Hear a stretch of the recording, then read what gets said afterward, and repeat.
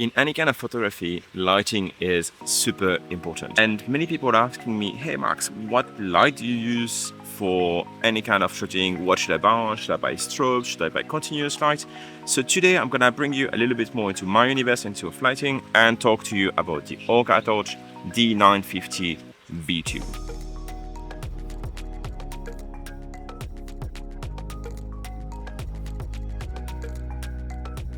I had to move, it was way too hot. First, a disclaimer, this review is not sponsored by Orcatorch. They did lend me the 2D950 V2 that I'm gonna be showing you here for the purpose of this review, but no money change hand, this is only my own opinion over the light, and that's it, nothing else.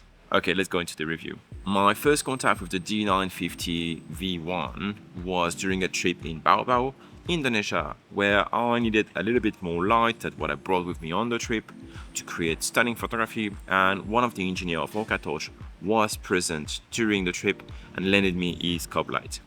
I immediately fell in love with how sturdy, how easy to use it is, especially with the back screw, and also the quality of light was very interesting in a small form factor. Fast forward a few months, and Orcatorch did send me two of their D950 V2. Like this, I can use them professionally and give you a complete review. So I've used those lights, and solely those lights, for the last 5-6 months for all my professional photography shots, that it is commercial or with people or dive center, everything, including documentary photography and filmmaking, to just be able to have a grasp of the light. Do I like it? Is there any flow or anything? So that's why you get a proper review. First, I love the screw-on filter add-on because you can modify the light shape a little bit, and also you can add whatever you want, including blue filters or UV filter if you want to protect the light. That's a great add-on. Second thing, light beam, the quality of light is extremely high. I think this is around 130 to 140 degrees. It's great quality of light. There is no hot spot anywhere on the beam. It is beautiful lighting, and it can be used for anything from photography or video, especially if you like me, to not use strobes. Why? Strobes are always too powerful. They cut down the natural light and they don't dim enough. Let's talk now about the features that are specific to the D950 V2. First one is the magnetic charger. You just plug it in and it's magnetic, and that's it. There is nothing else to do. And it has been working very well. I've not had any problem with it. Plug in, out, it works.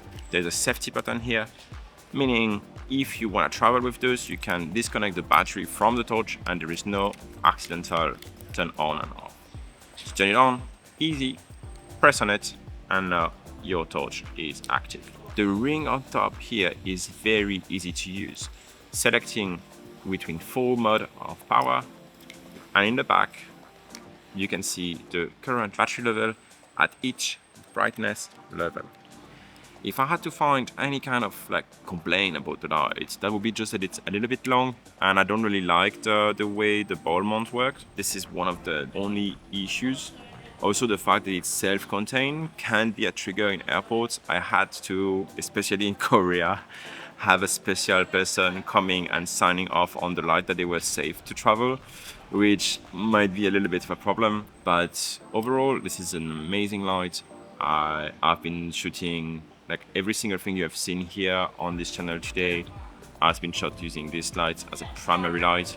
So would I recommend them? That's a solid yes. If you want something that is self-contained, that is high power, very durable, and that you could use modifier on top, especially for the price that it is at, I think that will make you very, very happy. And yeah, I'm gonna use them pretty much every time now. I love them. I'm gonna put a link in the description if you wanna buy them. Like this, you can get access to the right product. This is not sponsored, so just go and click there. And if you want to know a bit more about those lights and how I use them, I strongly recommend you to click on this video here. You will learn a bit more into how to use this with colors and everything else that goes around cinematography.